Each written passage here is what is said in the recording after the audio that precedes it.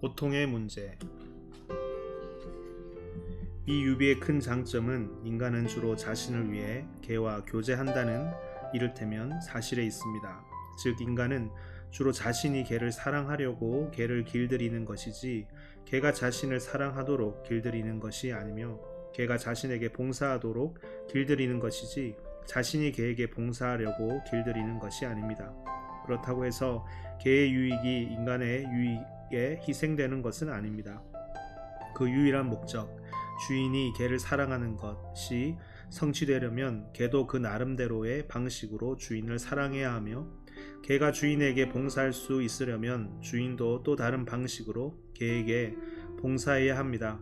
개는 인간의 기준에서 볼 때 이성 없는 피조물 중에 가장 훌륭한 피조물로서 인간이 사랑하기에 알맞은 대상, 물론 개를 사람처럼 여겨서 어리석게 사랑할 것이 아니라 개에게 알맞은 종류의 사랑을 알맞은 만큼만 주어야겠지만 이라는 바로 그 사실 때문에 인간은 개에게 간섭하여 자연 상태에 있을 때보다 더 사랑스러운 존재로 만들어냅니다. 사실 개가 자연 상태에서 가지고 있는 냄새와 습성을 보면 사랑할 마음이 생기지 않습니다. 그러나 인간은 그런 개를 씻기고 대소변 훈련을 시키며 도둑질을 하지 않도록 가르쳐서 마침내 완전히 사랑할 수 있는 존재로 만들어냅니다. 만약 그 강아지가 신학자라면 이 모든 것이 인간의 선함을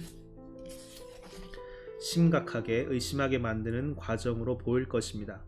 그러나 다 자라서 훈련을 마치고 야생의 개보다 더 크고 건강하며 오래 살 수 있게 된 개, 말하자면 은혜로 동물의 운명을 완전히 뛰어넘어 애정과 충성과 유익한 것들과 즐거운 것들로 가득 찬 완전한 세계에 편입된 개라면 그런 의심을 전혀 품지 않을 것입니다. 우리는 그 주인, 저는 그가 선한 사람이라는 사실을 처음부터 전제하고 있었습니다. 이 모든 노력을 드리고 개에게도 그러한 노력을 요구하는 것은 오직 개가 고등동물, 조금만 노력하면 충분히 사랑스러워질 가능성이 크므로 그런 노력을 기울여도 아깝지 않은 동물이기 때문이라는 사실에 주목해야 합니다. 그는 집게벌레에게 대소변 훈련을 시키거나 지네를 목욕시키지는 않습니다. 사실 우리는 하나님이 우리를 하찮게 여겨서 자연스러운 충동에 따라 살게 내버려 두시기를 자연적인 자아와 다른 무엇으로 만들기 위해 애쓰지 않으시기를 바랄 수 있습니다. 그러나 이것 또한 우리를 더 사랑하지 말고 덜 사랑해 달라고 요구하는 태도입니다. 이보다 더 뛰어난 유비는 인간을 향한 하나님의 사랑을 아들을 향한 아버지의 사랑에 빗대는 것으로서 이 유비가 우리 주님의 가르침에 일관되게 나타나는 것만 보아도 그 가치를 쉽게 인정할 수 있습니다. 그러나 이 유비를 사용할 때에는 예컨대 주기도문으로 기도할 때에는 주님이 이 유비를 쓰신 그때 그곳에서는 현대 영국과 달리 아버지의 권위가 훨씬 컸다는 사실을 기억해야 합니다. 아들을 세상에 태어나게 만든 것을 약간은 미안해하면서 혹시나 억압이 될까봐 아무 제재도 가하지 않거나 심지어 정신적 독립에 방해가 될까봐 아무 훈계도 하지 않는 아버지는 하나님의 아버지 되심을 크게 오해하게 만드는 상징입니다.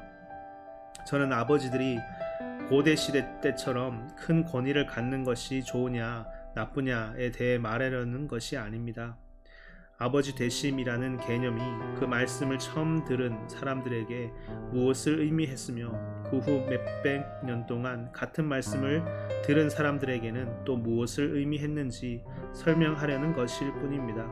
그 의미는 우리 주님이 자신의 아들됨을 어떤 자세로 대하셨는가, 우리가 믿는 바에 따르면 인간 세상의 부자 관계와는 달리 성부와 하나이시며 성부와 함께 영원히 계신 분임에도 불구하고 를 살펴볼 때 이를테면 그가 아버지의 뜻에 온전히 굴복하시며 선은 아버지께 해당되는 말이라는 이유로 자신을 선한 선생님으로 부르지 못하게 하신 일을 살펴볼 때 아주 분명하게 드러납니다.